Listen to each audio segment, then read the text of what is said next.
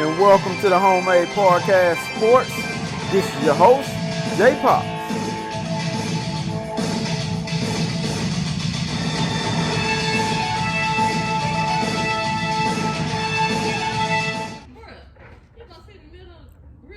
Yeah. And welcome back to the Homemade Podcast of Sports with your host, J Pops. Guys, today is TGIF. Yes, it is, people, and just to everybody around the world that's listening right now. Yes, we are safe. I'm coming to you from Houston, Texas, people. You know, as always, but as of right now, we are safe. We are in good arms. The weather is starting to heat up just a bit. But as you guys know, man, that weather that just came through here, that was not our weather, people. We don't deal with that. But to excuse me, to all of my fellow Texans around the state of Texas, my prayers are with you guys. To all the ones that still does not have lights and stuff like that, my prayers are with you, and as well as to everybody around the SEC country, as we all continue to go through this generational cold winter storm. It was real cold, and I hope we don't have to go through it again. All right, so guys, let's move along. So on today's edition of the Homemade Podcast of Sports, guys, let's talk about our brand new recruit of the class of 2022, Mr. Noah Thomas. Mr. Noah Thomas is from out of Clear Springs, which is in League City, Texas.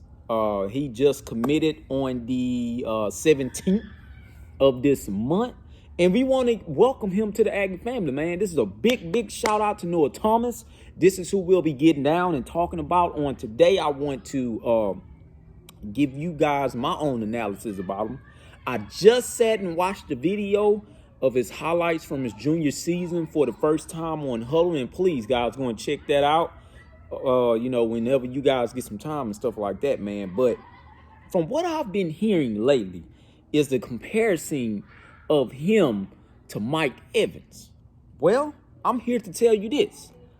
They're not the only ones, because I myself will compare him to Mike Evans too. The reason why we're comparing him to Mike Evans is because, first of all, Mike Evans was a 3-star. Noah Thomas, ironically, is a 3-star as well. I believe Mike Evans was at least 6'4" or 6'5", or one of them. Ironically, Noah Thomas is 6'5", 180. Like I said, a 3-star as well. Do I think he'll stay a 3-star leading all the way into 2022? No, I do not. I do not think he'll still stick around and be a 3-star. I believe he'll move up to that 4-star ranking when it's all said and done. And when it actually gets to early signing period, I believe he'll be made its way to a 4-star recruit. But as of right now, he is a 3-star. Nationally, he's 464. He's the 63rd best wide receiver in his class, and he's the 61st best player in the state of Texas. And if you guys know Texas, this is a big state. That is a hell of a ranking to be inside of the state of Texas, believe it or not. All right. But I don't only compare him to Mike Evans.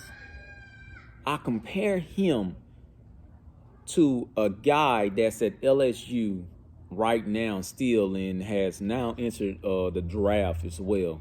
I also compare him to Jamar Chase, who should be a first-round pick this year. Now, the reason why I said Evans and the reason why others may have said Evans also is because his go-up-and-get-it ability, but also his physical ability. Keep in mind that when Mike Evans was here also, Mike Evans was physical at the line of scrimmage. But also, whenever Mike Evans went up and got the ball, Mike Evans was also physical in the air. Even if you were a big-bodied corner, Mike Evans was going to win the best of that battle, especially with Manziel in the backfield throwing the ball to him. All right? So that's where we get that comparison from. Also, he plays another sport, which is basketball as well, just like Mike Evans did before he actually got on the football field. So you guys have to keep that in mind, man. That's why a lot of people is comparing him to Mike Evans, mainly because of his just physical attack at the line of scrimmage and his physical attack in the air. What I seen on that video,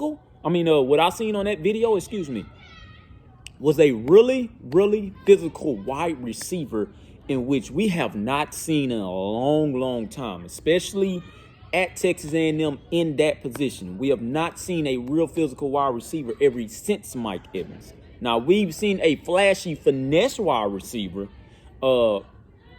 just not as good as Mike Evans, only because he didn't have a guy like Manziel throwing him the ball, which is just, I'm going to throw it up, I'm going to trust in my receiver, he's going to go get it, and that's all that needs to be said. And Johnny done that a lot. He did it a lot because Mike Evans made the plays a lot.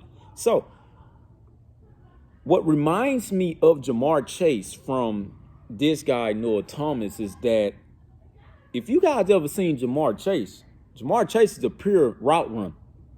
If Jamar Chase beats you off the line of scrimmage and perfects his route, 9 times out of 10, Jamar Chase is going to catch that ball.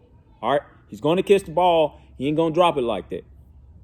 That's why he reminds me of Jamar Chase. He reminds me of Jamar Chase with his size as well, because he's only about 180, people. I believe Jamar Chase is maybe about 185, 190, or maybe about 200 to be exact.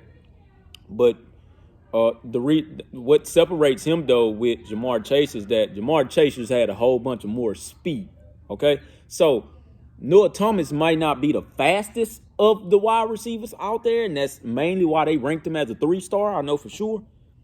But when he breaks away with his physical ability, including his route running, in which I seen in that video, he's the pure route runner. So if he comes in and this football game comes out, by the time he comes in, his route running should be at about 85 to maybe 88, something like that. But he's a true route runner, man. I love how the way he runs routes, and when he gets open, because of how the way he perfects and runs his route, 9 times out of 10, he's going to catch the ball and he's going to break out. He's going to have a breakout route to where if he catches you slipping in the backfield, he's going to 9 times out of 10 take it all the way to the house. All right. Like I say, man, I like this young fella. But from what I was seeing also is that we have about 18 wide receivers on the roster. I believe I mentioned that before with you guys also. We got about 18 wide receivers. He just committed for the 2022 class. Now, of course, it will not be that many wide receivers when he signs on, of course. But good God almighty, I guess you can't never have enough wide receivers. Am I correct? But you guys also got to keep in mind, man, we run a pro-style offense. A pro-style offense only lets you fit about 3 wide receivers on your main possessions on the field. So that's why you've seen a lot of the 3 wide receiver sets when Kellen Mond was there. That's a pro-style offense. They run a heavy 3 wide receiver set. But you can also run a heavy 3 wide receiver rotational set. When you run a rotational set,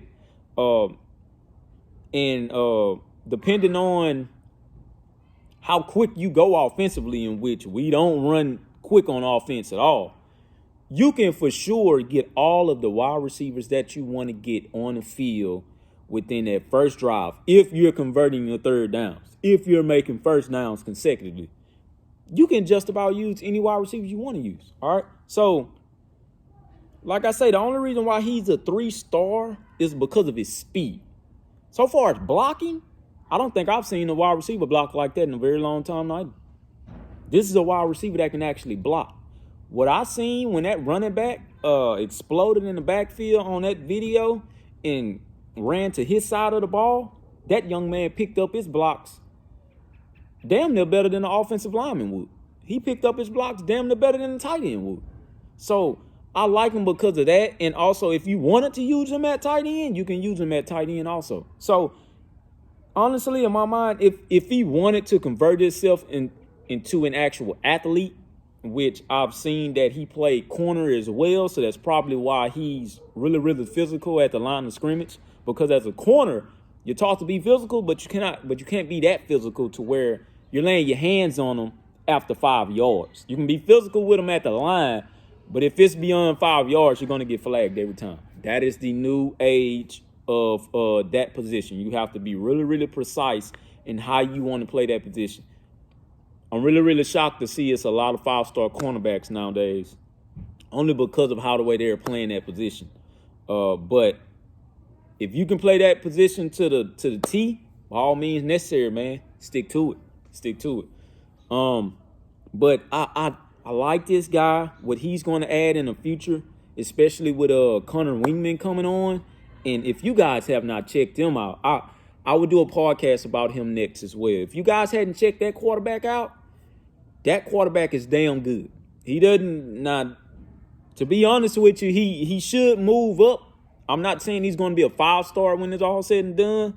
If he has a hell of a season, he will be a 5-star. But I'm not saying that he's going to be a 5-star, but will he move all the way up in the ranking to maybe in a top 50? Yes. Yes. If you guys have not seen that video, go and look at Connor Wingman. Look at your future 2022 quarterback that will be coming in and probably won't start until his junior year. If I'm not mistaken, he won't start until his junior year. I believe that he will get some playing time, due to the type of games that will go on and stuff like that. But I know for sure that he will not start until his likely junior season. Or if he's redshirting, he won't start until his redshirt sophomore season, for sure. But take a look at that guy. Put him with Noah Thomas. That's going to give you a true flashback of not Johnny Manziel and Mike Evans. It's going to give you a newer flash of a Ryan Tannehill in a Mike Evans / Jamar Chase. Look, get this straight. I'm not drinking the Kool-Aid here, nothing like that. But it's going to give you a detailed perception if you guys can just listen to me on that one.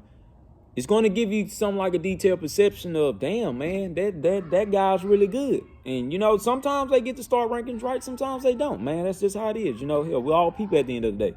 They're scouting just like I'm scouting. What I seen doesn't give me a 3-star prospect. You know what I mean? That's why I'm coming to you. That doesn't say that young man is a 3-star. In my mind, he's a 4-star. He may not be the highest of the 4 stars, but that young man is a 4-star recruit at the end of the day. A lot of people love to still say stars don't matter. Stars does matter, people. It still does. You have to build your team. Talent matters, though. How the way you scout your talent matters, though. But stars does still matter, okay? Ohio State, Alabama, Clemson, LSU, guys like that can speak for that, all right? Which also reminds me, man. Have you guys seen LSU ranking? Have you guys seen Georgia's ranking 2022? It's still early, don't get me wrong, because Alabama is still down there. Alabama is known for staying down there until like early signing day creeps up. And all of a sudden, they're boom, top 5. Alabama is in who I'm worried about. LSU, I'm really looking at those guys because LSU can have a terrible season and come back and reload in the recruiting. How do they do it? I have no clue. But it's the tradition of LSU, though. So, hell, you can't knock them. And I know that's mainly why, but that's crazy, man. But Georgia, ever since Kirby Smart has been at Georgia, Georgia has been a top 10, or no, I'm sorry, not top 10, because they kind of top 10 mark rich. But Georgia has consistently been a top 5 recruiting program ever since after year 1 of Kirby Smart. Okay? And from what I'm seeing, that don't look like that's going away anytime soon. Until they say, Kirby, we've had enough of you or something. And in my mind, Kirby got at least 10 to maybe 15 more years for Georgia to say, all right, I done had enough. Georgia will get a national title just like A&M will get a national title. I honestly think that. I honestly believe that. It's too many SEC teams in the top 7 recruiting for just only Alabama to go and get a national title. Okay, that's why I'm so high on the future of A&M, and I'm so high on A&M of where they're at right now. All right, just keep in mind, like I say, man, Noah Thomas. If you guys have not checked him out, go and check this young man out. That young man is damn good. He is damn good. like I say, not only does he remind me of Mike Evans, but he reminds me of Mike Evans / Jamar Chase. Okay? If you guys have not looked at Jamar Chase like that, and us A&M fans, we know Jamar Chase. You guys know just as well as I know. We've seen Jamar Chase. Jamar Chase has shredded our ass. All right? At the end of the day, he was the only guy in that little 20-7 game who had a touchdown. He had the only touchdown. He can run routes, though. Jamar Chase will run routes, and he will play with the best of them. That's why he's projected as a number 1 pick. All right? That's why he's projected as a first-round pick.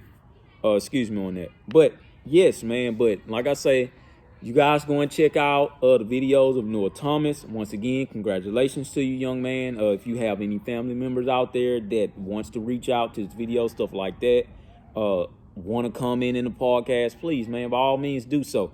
I love when these guys' family members reach out to me and reach out about the podcast or request me to say something about one of their sons or cousins or whoever they are, man. I love it. Keep on bringing that feed. Keep on bringing it. This is a wide range of a Texas A&M Aggie community, man. I'm reaching out to all the Aggies. If you guys want me to mention something, please bring it to my attention. Please do. But this young man right here, like I say, Noah Thomas, he's going to be really, really good for our 2022 class. And I know when he steps on campus, he's going to make an impact whenever he gets his chance to go out there and start. It's no doubt that I believe that he'll be one of the first wide receivers you will see on the field maybe in day 1. I just believe in his route running. It looks like he knows the playbook from what I've seen on that film. It looks like he knew the plays already. All right, so just go and check him out. Like I say, man, he's really, really good. 3-star prospect, 464 nationally, 63rd best wide receiver, 61st best player in the state of Texas. All right. So once again, guys, it's the Homemade Podcast Sports with your host, Jay Pops. Guys, to all my Aggies around the world, please be safe. We have finally got through it. Some of you guys may not still have lights, but I'm praying with you guys and I'm here with you, all right? So let this podcast touch your heart and let it go out to all the Aggies around the world, to the SEC country as well, all right? I love all of you guys. I'm coming from my own backyard. It's #Gig 'em, baby. And thank you guys for tuning in to the #Homemade Podcast Sports. Please, guys, subscribe to the YouTube page and also follow me on Twitter @JPops. On Instagram @JPops, and also on Facebook at #Homemade Podcast Sports. Thank you guys once again. #GivingAggies.